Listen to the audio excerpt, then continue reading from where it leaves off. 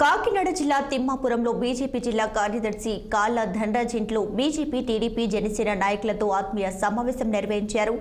జరుగుతున్న ఈ సమావేశంలో ఎంపీడీఓ రమేష్ నాయుడు, తిమ్మాపూర్ ఎస్ఐ రవీంద్రబాబు ఇంట్లోకి రావడంతో అసెంబ్లీ అభ్యర్థి పంతం నానాజీ, టీడీపీ మాజీ శాసనసభ్యులు పిల్లి అనంతలక్ష్మిలు వారితో వాగ్వివాదానికి దిగారు. ఎవరి అనుమతితో సమావేశానికి వచ్చారంటూ ప్రశ్నించారు. అధికార పార్టీకి అనుకూలంగా పనిచేస్తున్న ఎస్ఐని ప్రభుత్వ అధికారులను సస్పెండ్ చేయాలని కూటమి సభ్యులు డిమాండ్ చేశారు. కేంద్ర ప్రభుత్వం జోక్యం చేసుకునే అధికార పార్టీ చేష్టలను నియంత్రించాలని తెలియజేశారు. అయితే ఇంట్లో నిర్వహించుకుంటున్న సమావేశాన్ని అడ్డుకోవడం అప్రజాస్వామికమంటూ మండిపడ్డారు.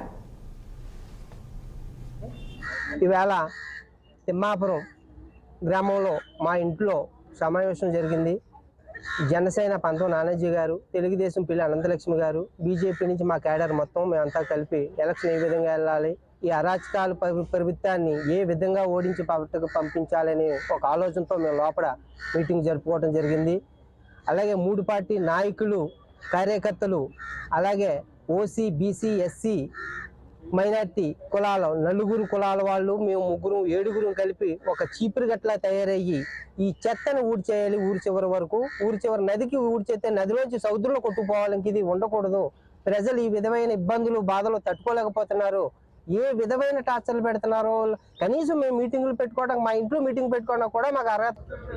పవన్ కళ్యాణ్ గారు, చంద్రబాబు నాయుడు గారు, బీజేపీ ముగ్గురం కలిపి ఒక హౌస్లో మేము కూర్చోవడం జరిగింది. ఎందుకంటే మేము బయట కూడా ఎక్కడ కూర్చోలేదు.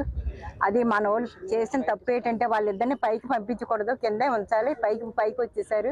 వచ్చిన తర్వాత అక్కడ ఏమి మెటీరియల్ కానీ ఏమి కూడా దొరకలేదు.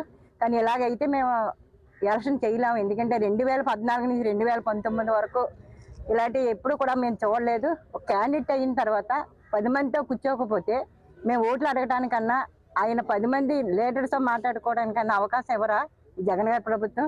ఎందుకంటే మళ్ళీ ఆయనే వచ్చేస్తాడా ముఖ్యమంత్రి? కానీ ఇలాంటివన్నీ పెట్టి